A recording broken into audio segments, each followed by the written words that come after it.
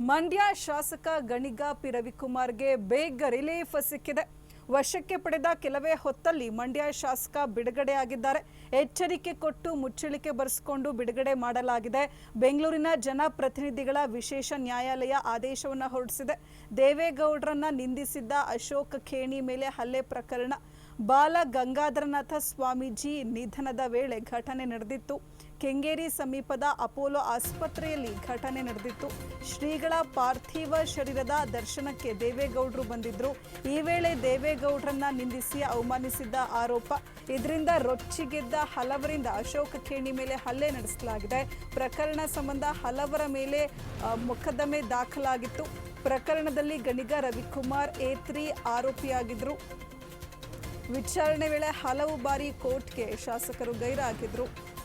ಪ್ರಕರಣ ಸಂಬಂಧವಾಗಿ ನಾನ್ ಬೇಬಲ್ warrant ಜಾರಿಯಾಗಿತ್ತು. NBW ಜಾರಿ ಹಿನ್ನೆಲೆ ಇಂದು ಕೋರ್ಟ್ಗೆ ಶಾಸಕ ಹಾಜರಾಗಿದ್ರು. ಈ ವೇಳೆ ಶಾಸಕ ಗಣಿಗ ರವಿಕುಮಾರ್ನನ್ನ ವಶಕ್ಕೆ ಪಡೆಯಲಾಗಿತ್ತು. ಬಳಿಕ ಎಚ್ಚರಿಕೆಯನ್ನ ಕೊಟ್ಟು ಮುಚ್ಚಳಿಕೆ ಬರೆಸಿಕೊಂಡು ಬಿಡುಗಡೆ ಮಾಡಲಾಗಿದೆ.